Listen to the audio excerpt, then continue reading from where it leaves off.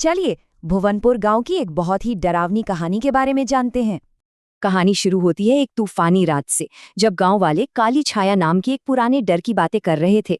पहले एक गुरु ने उस छाया को भगा दिया था, पर उन्होंने चेतावनी दी थी कि वो वापस जरूर आएगी। और इसी बीच नंदू और अंकुश नाम के दो दोस्त इन सब बातों से अनजान गांव आ रहे थे। तभी अचानक से मौसम बिगड़ा और एक जोरदार तूफान ने उन्हें अंधेरे में फंसा दिया। रास्ता भटके हुए और डरे हुए तभी उन्हें एक बूढ़ा आदमी मिला, जिसने उन्हें पनाह देने की बात कही। लेकिन दोस्तों में से एक को उस अजनबी की बात पर कुछ शक हो रहा था।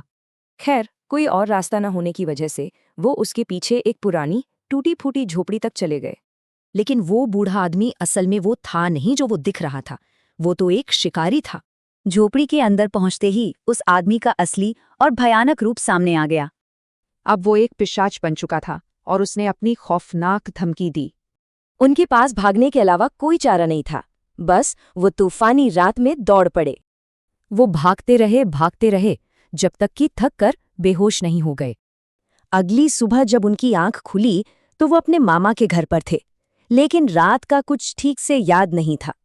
उनकी चीखों से बस इतना पता चल रहा था कि रात को उनके साथ कुछ बहुत ही भयानक हुआ था। तो बात ये थी कि उनके मामा को सब कुछ पता था कि ये क्या हो रहा है। वो जिस चीज से मिले थे उसे पिशाच कहते हैं, एक ऐसा दानव जो बुरे कामों से पैदा होता है। और इस पिशाच की कहानी जुड़ी थी हत्या और बदले की एक पुरानी दास्तां से। नंदू और अंकुश बस उस खूनी और बदले की आग में जल रहे श्राप का नया शिकार बने थे। तो अब इस आतंक को खत्म करने के लिए गांव वालों ने एक नए, ज्यादा शक्तिशाली गुरु को बुलाया। ये कहानी सोचने पर मजबूर करती है कि न जाने कितनी लोक कथाओं के पीछे ऐसी ही कोई सच्चाई छिपी हो,